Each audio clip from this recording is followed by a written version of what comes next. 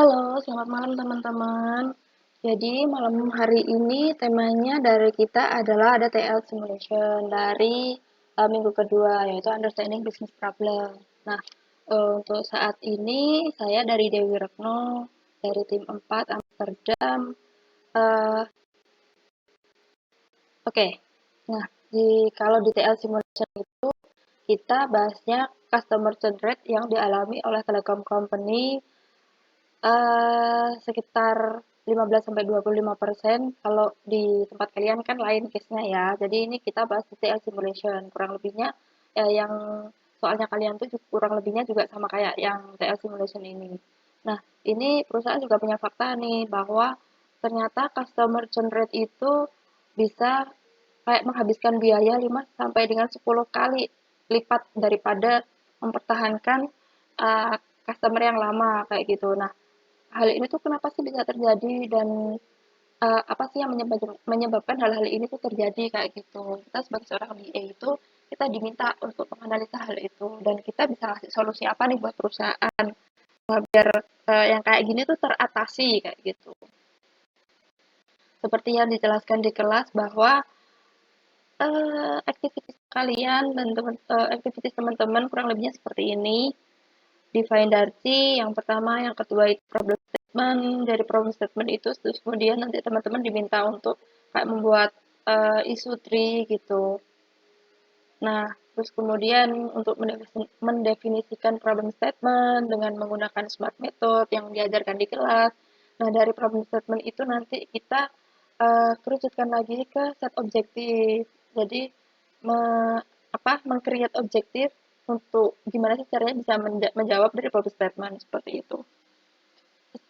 Setelah poin kedua dan ketiga itu teridentifikasi, maksudnya itu kayak terjabarkan. Jadi kita bisa menentukan objektif nih dari masing-masing objek hipotesisnya itu yang reasonable dan yang rasional kayak gitu. Nah, setelah poin 1 sampai dengan poin 4 selesai, baru nanti kita bisa memberikan solusi seperti itu. Bisa menggunakan matriks dan rekomendasi matriks. Ini kontennya seperti tadi, define Darcy, problem statement, sampai dengan proposition. Nah, define Darcy itu seperti yang dijelaskan di kelas bahwa untuk apa ini tabel untuk kolom role, responsible, dan scope of work itu sebenarnya ya itu kayak template gitu. Jadi nggak usah diotak-atik dan diapa-apain. Tapi PIC di sini yang bisa kita otak-atik karena case-nya di sini adalah customer generate. Jadi ya paling nggak decidernya itu siapa? Decidernya itu tentu ya kepala dari customer relation seperti itu. Karena accountable-nya itu siapa? Accountable itu adalah orang yang bertanggung jawab sesudahnya decider. Siapa tuh accountable-nya? Pasti kepala data gitu. Nah, seorang data analis menempati di posisi apa? Kita sebagai orang yang bertanggung jawab untuk melakukan analisa data seperti ini.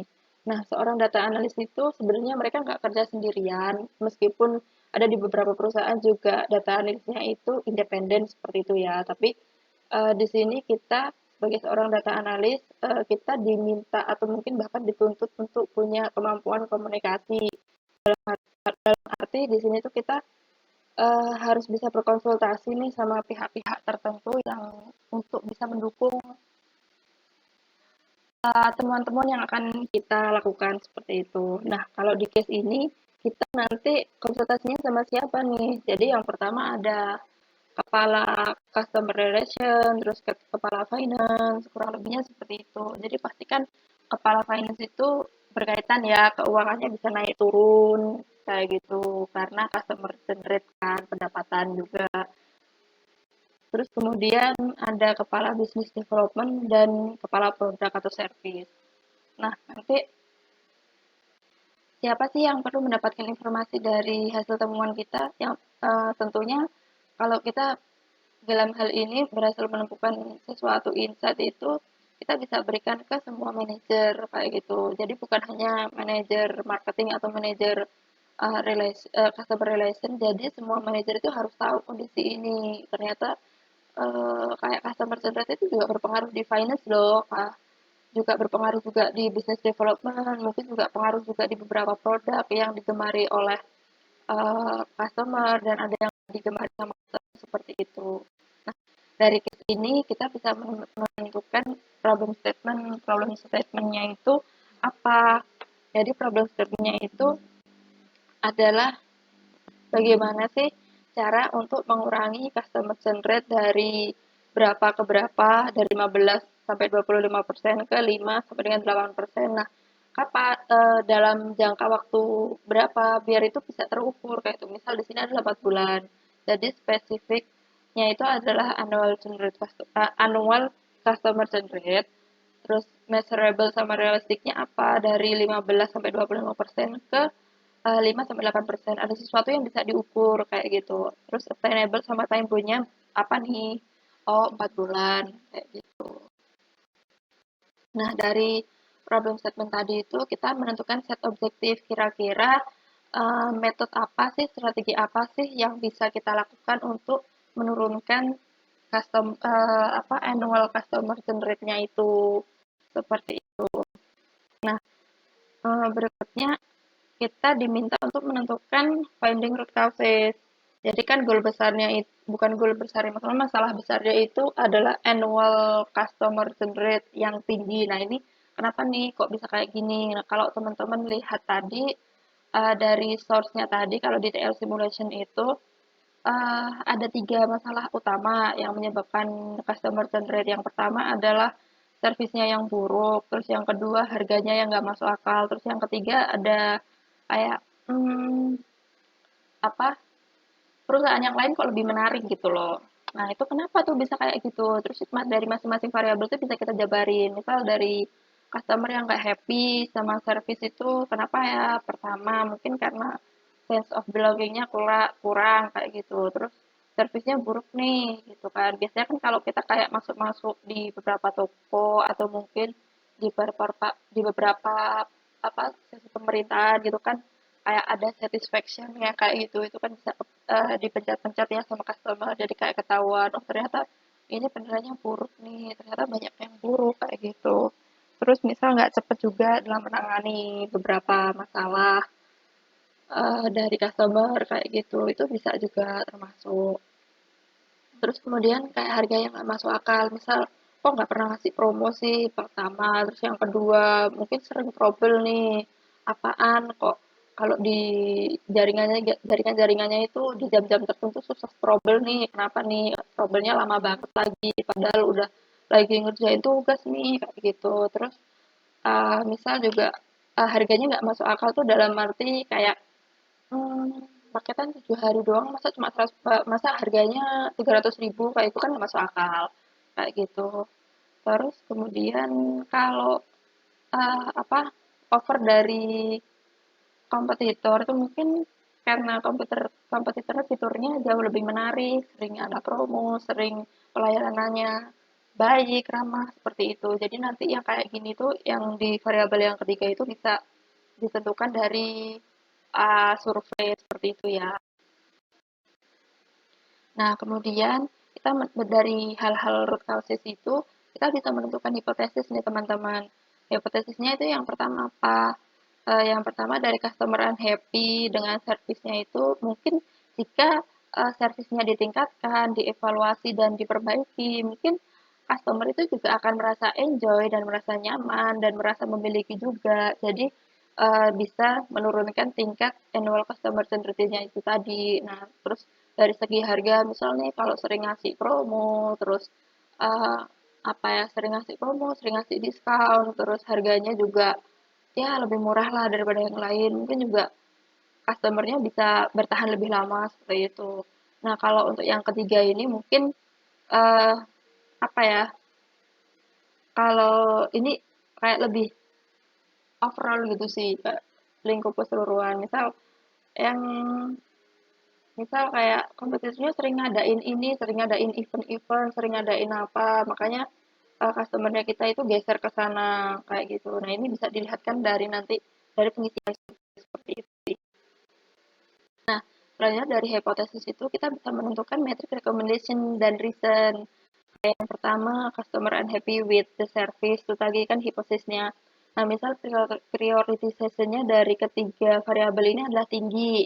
Nah, metriknya itu diukur dari apa sih? Kan kalau bicara customer yang nggak happy itu berarti metriknya dari customer satisfaction rate ya, kayak gitu. Ya misal tadi pengukurannya lewat layar monitor seperti itu. Berapa orang sih yang nggak yang nggak puas atau mungkin berapa orang yang puas kayak gitu. Terus kalau Anjas Stars itu juga bisa diukur dari customer menggunakan produk gitu. Misal kalau di normal price itu berapa customer sih yang pakai, terus kalau misal pakai promo itu berapa customer yang pakai, itu kan ketahuan nanti bedanya berapa kayak gitu. Ya, sedangkan kalau yang compelling offer dari kompetitor itu mungkin nanti metriknya bisa dilihat dari customer engagement rate. Jadi berapa customer nih yang masih bertahan sama kita, berapa banyak yang customer apa churn rate-nya itu tadi sama yang retain dan existing seperti itu. Itu nanti bisa ketahuan semua. Nah, dari itu semua tadi nanti kita akhir dari segala akhir, bukan akhir dari segala akhir, maksudnya kan endingnya dari seorang DA itu gimana bisa menemukan insight dan ini nih yang bisa kita kasih perusahaan, kita bisa kasih temuan seperti itu. Kalau ada kejadian seperti ini langkah baiknya seperti apa, kayak itu biar perusahaan juga bisa menentukan eh, mengambil keputusan kira-kira mereka mau mengambil langkah yang seperti apa untuk melakukan perbaikan seperti itu. Misal kalau di sini itu variabelnya 3 yang dianalisa ya paling tidak ada 3 juga rekomendasinya, dan dari ketiga variabel itu nanti mungkin kalau mau memberikan apa rekomendasinya lebih dari satu juga apa-apa seperti itu. Misal kalau customer satisfaction rate di sini kita merekomendasikan ke perusahaan bahwa Telekom mungkin nanti kalau bisa improve